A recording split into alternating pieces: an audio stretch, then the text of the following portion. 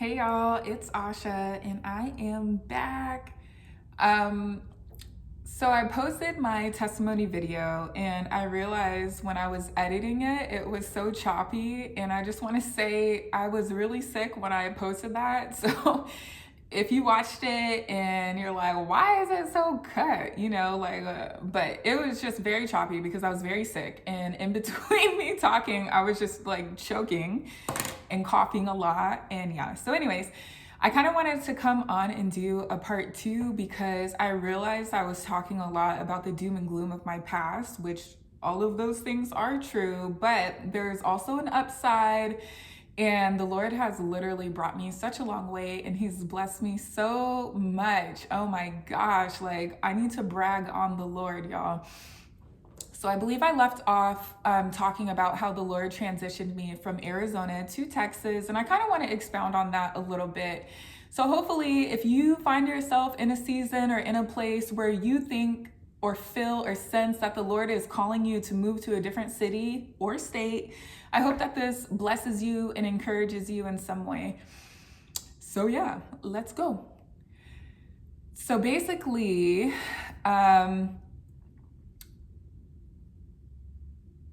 So at this time, I'm still in Phoenix and I newly gave my life to the Lord. It probably was around 6 months in, and I was working as a debit card fraud specialist at Wells Fargo. And I was only making like 20 something dollars an hour. And I was just like, man, Lord, like, I want to live by myself. There's so many things that I want to do. I want to get a house one day. I want to be able to like buy a new car if I wanted to, save some money. Like there were so many things that I wanted to do. And I just financially, I was restricted. I was barely making enough to cover my expenses with maybe like $100 or $200 left to paycheck. And I was just not feeling it. I was like, Lord, like, I'm your daughter. I'm supposed to be prospering, and I'm just not right now. So I kind of was just like, I've got to start looking for a new job. And kind of what set that off is my mom started talking about buying a house. And I was like, okay, well, we can go look at houses and I can just see what I need to do to be pre-qualified, and I can just see where I'm at as far as like my credit and my income. And so when we went, I think the homes at that time were only like 180K and they were like new builds. And so, I mean, you're getting a house for the cheap, and I could not afford it, y'all. With my income at the time, I really couldn't afford it. So I was just like, okay, I need to go back to step one, which is getting a job that pays me well. And if I need to be a supervisor, I will do it. Even though I did not want to be a supervisor, I did not want to be a manager at the time. I was like, I will do whatever for an increase of like 10, 20, $30,000. So basically, I'm in Phoenix still. I'm at, Wells Fargo working as a debit card fraud assistant, and I applied for a supervisor position. Well, maybe after a few weeks, they actually froze that position. And I was just like, oh, great, because I was already like working myself up, like, okay, Asha, you can do this. You can be a supervisor and manage people and maybe do it for a year and then you can move on somewhere else. And so I was like really talking myself into it. And mind you, I prayed about it, but I wasn't really like seeking the Lord on which way I should take.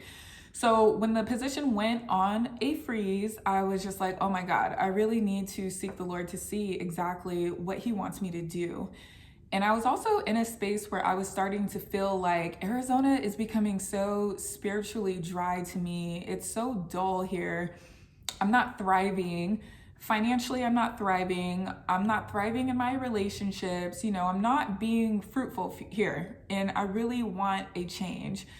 So I remember during that time, the Lord really started highlighting Dallas license plates to me. And I mean, I was praying, y'all. I was asking the Lord for a sign, open up a door, Lord. What direction do you want me to go in? And I'll go in. There's a Tasha Cobb song that I was heavily leaning on at that time, and I'll insert it, a little like audio clip of it at the end. But I was leaning on that song so heavy. I was like, Lord, wherever you want me to go, I will go. I will cross through the desert and I will go, but I need something more than what I feel right now.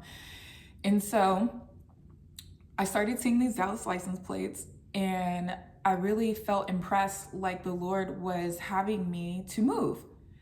And at first I was just like, okay, I can move to Texas, but I didn't know specifically what city the Lord was having me move to, even though I'm seeing Dallas license plates everywhere. I just I just didn't know. So basically what I did was I talked to a trusted voice in my life, and she confirmed, like, yeah, this is where the Lord is leading you. And I just want to make a point, like, it's important the people that you have supporting you and surrounding you. You know, you need at least one or two people that you can go to and kind of to be like a sounding board, and preferably someone who hears from God and is, I mean, they don't have to be prophetic, but someone who hears from God and who has like a good sense of direction, and who knows you, you know? And so I'm grateful that the Lord has placed, you know, a person like that in my life. And so it just makes it easier, because when I really feel like, okay, this is what the Lord is speaking to me, but I'm not sure if this is the Lord or if this is the enemy. And if it really weighs heavy on me, I can always go to this person and be like, hey, what do you think about this situation? And not that they make decisions for me, but that they can really be there as a sounding board, and I can really hear, you know, their opinion, which I value very much. So yes, that's just a nugget for you. So yeah, so I decided to start looking into Dallas, and I started pulling up some YouTube videos just to see if anyone else had moved to Dallas and posted about their experiences. And lo and behold, I did see a few, you know, and I also watched some videos where, you know, some people were just kind of like recording different areas like downtown Dallas, Plano, Texas, and just stuff like that. So I was like, okay, next step, let me go see if my job is actually hiring in those areas. And so I started looking for positions in Texas, and I found one in San Antonio, one in Plano, one in Irving. And I just applied to all three. And I was like, Lord, if this is really you, I just ask that you would open up the door for me. And if it's not from you, like, don't even let any of the other positions like call me back for an interview. And y'all, like, literally a few weeks later, one location called me back for an interview, and it was Plano, Texas. And so I went through the whole interview process, and it was like about a month later where they actually got back to me. And I was like tripping during that whole time. Like, when I was supposed to be resting in God's word, I was tripping, and I was just like, Lord, they haven't called me back. What do I need to do? What's going on? Like, Lord, please, you know, have them call me back, have them, you know, follow up. And so I ended up just following up with a recruiter, and she was like, oh, I was gonna call you. And I just wanna let you know that we wanna offer you this position in Plano, Texas. And so y'all, the Lord hooked it up. It ended up being around it was like a $21,000 raise, and I got to stay with my company. I didn't have to manage anyone. I got to work independently, and it was just everything that I prayed for. And I was just like, Lord, like, help me find an apartment. I want a place that is nice, has all the upgrades. And when I tell you guys, I didn't even come out to Texas. I had no money to come out to Texas to even scope out the area, to even see, you know, what city do I want to live in? How close are these cities together? Like, no, I literally searched on, what is it, apartments.com, and I found one apartment that kept popping up, and it kept popping up, and I was like, you know what, like, I'm gonna go for it. They approved me, sent me photos of the unit at least. And yeah, I was like, literally, after they told me that I got the position, 2.5 weeks later, I packed up my car with all of my clothes and photos and some of my like little keepsakes and my dog. And literally, like, I left, okay? I was out of there. And so, y'all, I get to Texas, and by the way, if you ever have to drive from Arizona to Texas, like, I'm just gonna let you know, it was the most boring drive of my whole entire existence. Like, and I've had to drive to some different states before, and it was so boring, and it was very long. It was like a 16-hour drive.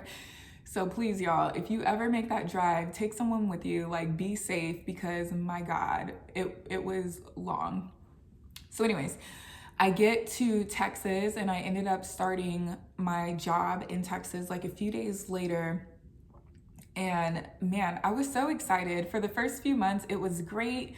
I was furnishing my apartment. I, had to buy a couch. I had to buy just all these different things. I had a bed. I had no furniture. So I was just like focused on working, getting acclimated to my job, meeting people on my job, and just really furnishing my apartment. And so after about 3 months, I started feeling like homesick, like really homesick. And again, I was still newly saved, maybe like at that point, almost shy of a year. And so those voids that I still had weren't completely filled. Like I wasn't completely healed yet. So I ended up like trying to pursue a relationship with this guy that I worked with, and it was just not it. And I was just like, Lord, like, I need you to cut it off. I need you to help me. And he did just that, y'all. Like, if I know myself, and whenever I get in a position where I'm just like, okay, like this is gonna be too much for me, if I continue to take steps in this direction that I know is not good for me, Lord, like, I need you to help me. I need you to step in. I need you to save me from myself. And y'all, like, he never fails. He does it every single time. And thank God I'm getting to a position where I'm more wise, and I just know, if I'm being pulled in a direction that's not of God, it's just like, no, like I'm not gonna go there. I don't have time to be learning any lessons, okay? Like lessons from my past, learn them. No, like I'm closing that door, not going through it. So anyways, so around 3 months, I started kind of like talking to that guy. Didn't really go anywhere. Like we weren't even talking, it was very short, few weeks, it fizzled out. And I was just like, Lord, like there's got to be something more. I'm here in this city. I don't know a single soul. And while I love being here and I know this is of you, like internally, I don't feel good. I really don't. I want to go back home. I want to be around people that are familiar. Like I feel very, very uncomfortable. So after that, I remember the Lord led me to this kind of prophetic conference, and I only was able to catch a day of it, but y'all, like the Lord is so faithful, and he completely broke some yoke in me, like a stronghold in me, and I just felt intimacy with him like never before. And now I know, looking back, that the Lord was taking me through a series of things where he was just he would, break stuff off of me, fill me, heal me in certain areas, and then continue to take me through that cycle. However, at the time, I was going through it and I didn't know. And I just want to say also too, like, trust the process. I know sometimes when you're in the thick of things and it feels like there's a lot of uncertainty and you're like, Lord, where are you? What are you doing? What am I supposed to be doing? And maybe you may feel confused or just uncertain about the direction that you're going with. Like, I want to say, number one, trust the Lord with all of your heart and lean not into your understanding. In all of your ways, acknowledge him and he will direct your path. And I want to say, number two, trust his process, y'all. Like, the Lord is a good father. He doesn't lead us in a way of destruction. He never abandons us. He doesn't leave us. So just trust the Lord. And if it's from him, things will not feel very comfortable like we like it to be. Like, God calls us out of our, safe places or being comfortable. He calls us out of it. He wants us to face those things and just trust him. So you're not always going to feel comfortable. A lot of the times when you're really in the process of whatever God is taking you through, like, it's gonna feel really uncomfortable and sometimes even obscure. So I just want to encourage you, if the Lord sends you to a certain place and it feels like you want to run with everything in you, like, don't do it. Just stand firm. Stay there, continue to surrender to the Lord and let him, really work whatever he's trying to work out of you through that process. And, at the same time, now I can look back and say that he definitely was developing my spiritual appetite. He was developing my character. He was really shaping and molding me, weaning me off of the dependency of people, family members, familiar friends, and really getting me to a position where I can really trust him. So I just want to say trust him. But nevertheless, I want to say around the 6-month mark of living in Texas, I didn't have any friends around. Like, I had maybe a few people, but I was still getting to know them. So it wasn't like the Lord was still healing me with a lot of stuff too. So I wasn't like, hey girl, I'm feeling like this, like I need you to help me. It was like, no, like I was very much felt like I was alone. But I still had, the Lord was good. He was gracious. He still gave me like 1 or 2 friends that I can really still talk to. But I think just in my own pride at the time and just not being in a place where I felt like I could be vulnerable with people yet, I just kind of was acting like I had it all together when really I wasn't. I started getting really depressed. I didn't have any friends. I was kind of like eating my feelings and started to even gain a little bit of weight. And I was just I was just kind of depressed. I would cry all night and just be like, Lord, like, what are you doing? Like, you have me here. What's going on? And yeah, I mean, it got to the point where, and I'm usually typically like an upbeat person. Unless I'm like upset about something, then you'll know because I'm kind of just like,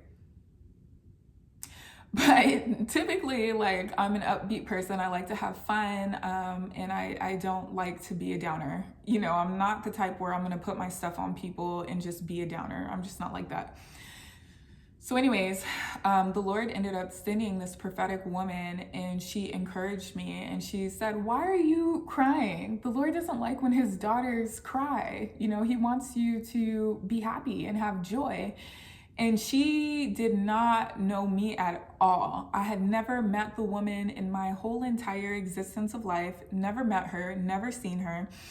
And yeah, so we knew nothing about each other. So I knew that that was just divine by the Lord. And he was really, telling me, just trust me, lean on me.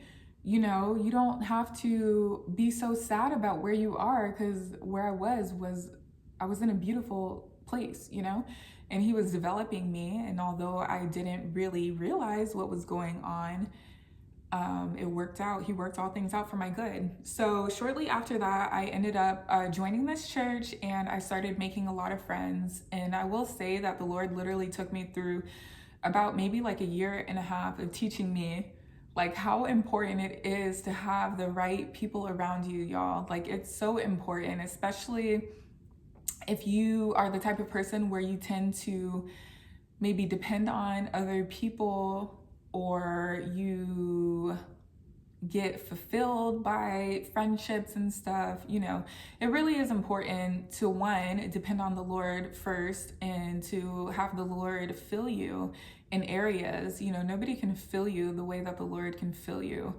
And number 3, it's important to surround yourself with the right people. And not everybody that says they're a Christian lives, the Christian lifestyle and really lives set apart, for the Lord. So I will say I kind of went through a phase where I found myself kind of like backtracking and kind of, drinking more and just doing more of the worldly things. However, I did get to a point where I was just like, you know what, like that really isn't for me, Lord. Like, I need you to really help me not to depend on anything but you. And so, yeah, like it's definitely been a journey. And another thing is, the Lord did, about a year ago, the Lord promoted me again. And this time I work for a different company, and he literally increased my salary another like 20 something grand. So what I was making back in Phoenix, he doubled my salary in less than like 3 years. So y'all, like, I am beyond blessed. It's crazy to even think about where I was, that thinking about like how I'm literally standing in the answered prayers that I prayed, 3 years ago. So y'all, I just want to encourage you, if the Lord is calling you to move to a different city, a different state, y'all just trust him, trust the process, lean onto him, and just know that he's working all things out for your good, and that he will open doors and he will close the wrong doors, open the right doors, and he will shape you and prune you and really grow you if you let him. He will shape your life, grow you, put you around good people, or maybe even like isolate you for a season so he can really like grow you internally and mold you. So yeah, the Lord blessed me. I was able to like get a new car. I was able to buy a house. He blessed me with a house at the end of last year. And y'all, like, he has really blessed me so much. And not only just external things, but internally. I have more peace than I've ever had before. I have more joy, even when I go through times where maybe I don't have a bunch of people to hang out with and I'm just kind of like chilling. Like, I'm just more comfortable being by myself, and I don't always need somebody around, and I don't always need to be finding something to do. I can just relax, and it's only because of the joy that I have on the inside and the peace that I have internally that comes from the Holy Spirit, and just building that relationship with him and really going deeper in the things of the Lord. Like, he truly surrounds you and heals you and brings you peace and comfort that no other person on this earth can do. So be encouraged. If you are taking a step out on faith in this season, do it, y'all. Like, don't be trepidatious like I can be sometimes. Even if you are not a risk taker and the Lord is strongly encouraging you and pointing you in a direction, don't quench the Holy Spirit. Don't ignore him. Just do it. Just go. You don't know what doors he'll lead you to, or maybe you are hoping that he'll lead you to a job, or entrepreneurship, or a relationship. You don't know what doors he'll open, and he will answer your prayers. I mean, his promises are yes and amen. And if we just lean onto him, and if we just rest in him and allow him to work in our lives, like, he literally works all things out for our good, and he changes us in the process, and he shapes us and he molds us so that we can be his true disciple and live in this world, but not be of this world, and really be the light, a city set on a hill for him to share his glory with other people, y'all. Like, the Lord is so real and live, and he's breathing and he's moving and he's doing things. And if we just quiet ourselves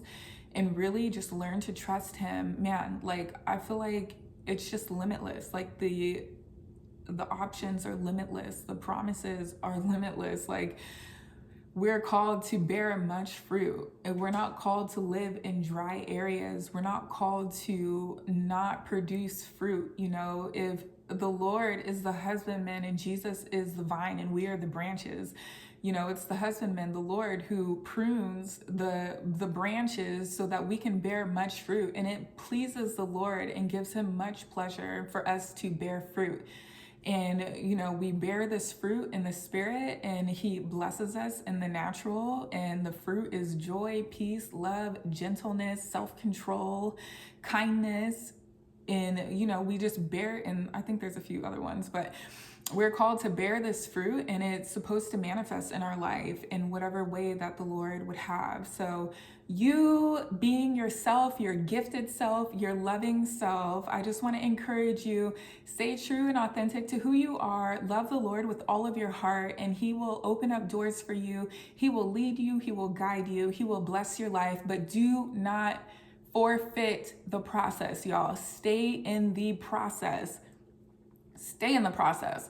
Don't let the devil deceive you. Don't give up. Don't let people talk you out of what the Lord has for you.